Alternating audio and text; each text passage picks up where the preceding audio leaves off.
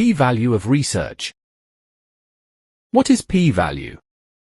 A p-value, probability value, is a statistical metric used to determine whether the results of an experiment or study are likely to have occurred by random chance.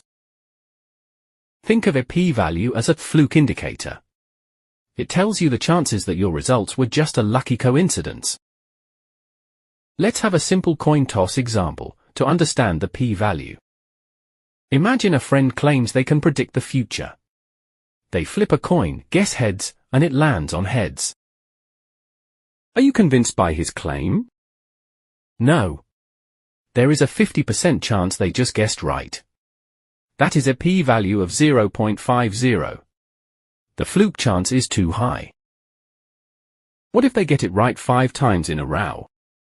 The chance of doing that purely by luck is about 3%. That is a p-value of 0.03. Because 3% is a very low fluke chance. You start to believe they might actually have a superpower. This is the golden rule of p-value. In science, the magic number is usually 0.05, that means 5%. If p-value is less than 0.05, that fluke chance is very low. Something real is probably happening. Your results are statistically significant. And if p-value is more than 0.05, that fluke chance is too high. Your results could easily be a total coincidence. In short, a p-value doesn't prove your theory is 100% right. It just measures how hard it is to explain away your results as a lucky guess.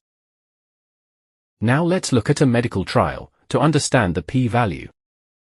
Let's look at a medical trial for a new headache pill.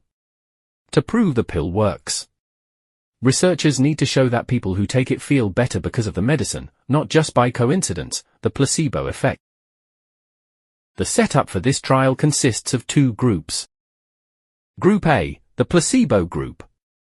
In this group, 100 people will take a fake sugar pill. Group B, the trial pill group.